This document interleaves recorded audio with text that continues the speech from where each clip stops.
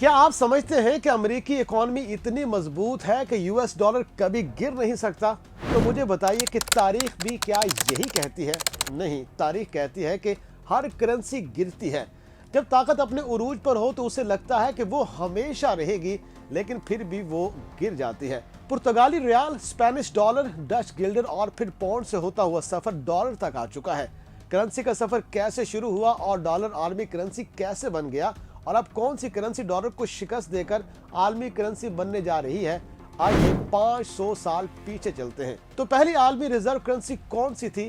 पुर्तगाली रियाल, 1950 से 1530 तक। जब पुर्तगाल ने समुद्रों को फतह किया, अफ्रीका, एशिया, अमेरिका, लशमून पूरी दुनिया का ट्रेड हब बन गया। जहां सोना और चांदी लाते, मसाला जाते, पैसा वहीं घूमता था। तो फिर ये क्यों जवाल का शिकार हुआ? दो चीजों ने इसको सख्त नुकसान पहुंचाया। नंबर 1, सियासी अदम इस्तेकाम, और नंबर 2, हद से ज्यादा तोसी। एक छोटी कौम ने इतना बड़ा बोझ उठाने की कोशिश की जो उसके बस से ही बाहर था। पहले करेंसी कमजोर हुई, फिर सल्तनत, और फिर कौन आया? स्पेन। और इसकी करेंसी स्पेनिश डॉलर, जिसे लोग पीस ऑफ 8 भी कहते थे, 1530 से 1660 तक। स्पेन का डॉलर कैसे ऊपर आया? क्योंकि उसके पास दुनिया की सबसे बड़ी चांदी की कानें थी। खुसूसन लातीनी अमेरिका में चांदी इतनी थी कि पूरी दुनिया की करेंसी उसमें तिजारत करती। फिर ये जवाल का शिकार कैसे हो गया? वही गलती जो तकरीबन हर सुपर पावर करती है। जंगें, कर्ज और गलत मुआशी पॉलिसियां। स्पेन ने इतने कर लिए कि कई बार डिफॉल्ट किया, और जब एम्पायर हिलने लगती है ना, तो करेंसियां सबसे पहले गिरती हैं। तो फिर उसके बाद डच आए। जी हाँ, उनका डच गिल्डर बाकायदा फाइनेंशियल टेक्नोलॉजी की बुनियाद था। लेकिन फिर चौथी एंग्लो जंग के बाद कर्ज बढ़ता गया और ताकत वहां शिफ्ट हो गई जहां फौज ज्यादा मजबूत थी। जी हाँ, बरतानिया। और फिर आया पाउंड स्टर्लिंग। 1720 से 1945 का दौर। बिल्कुल, बरतानिया ने इंडस्ट्री, समुद्र, तिजारत सब पर कब्जा किया। एक वक्त था कि जब दुनिया की 90% तिजारत पाउंड्स में होती थी। जमीन का 20% हिस्सा बरतानिया के कब्जे में था, लेकिन फिर भी पाउंड गिर गया। 2 आलमी जंगें, खत्म न होने वाले कर्जे, और आखिरकार वही हुआ जो ताकत के लम्हे में कोई नहीं सोचता।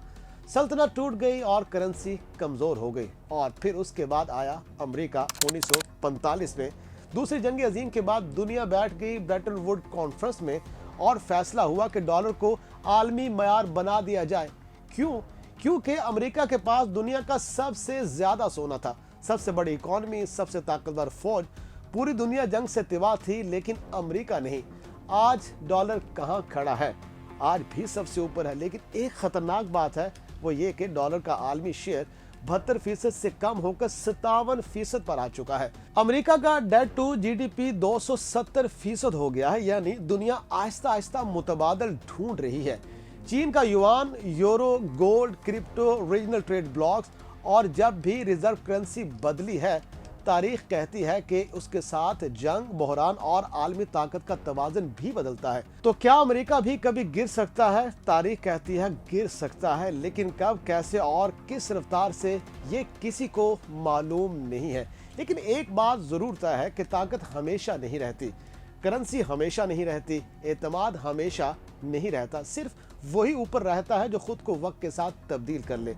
तो अगर आप सोचते हैं कि यूएस डॉलर हमेशा के लिए बादशाह है, तो सुन लीजिए, तारीख कहती है कि हर बादशाह की एक मुद्दत होती है और वो खत्म जरूर होती है।